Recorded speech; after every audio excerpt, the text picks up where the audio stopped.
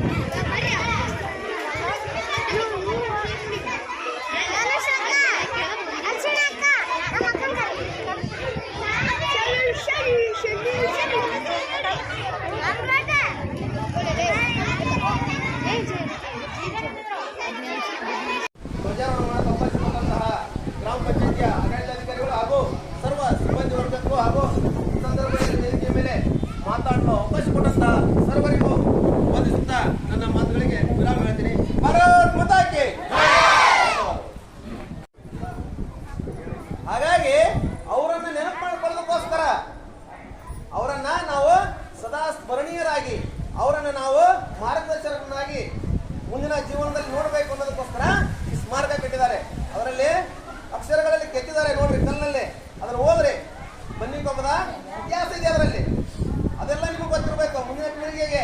ನೀವು ಅಷ್ಟಲ್ಲ, ನಿಮ್ಮ ಮಕ್ಕಳು ಮರಿ ಮಕ್ಕಳು ಆದ್ರೂ ಕೂಡ ಅದು ಇಲ್ಲಿ ಜೀವಂತವಾಗಿರುತ್ತೆ.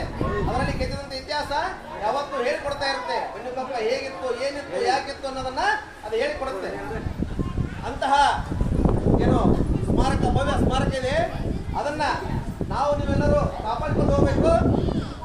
ಅದನ್ನ ಇನ್ನೂ ಹೆಚ್ಚು ಹೆಚ್ಚು ಅಭಿವೃದ್ಧಿ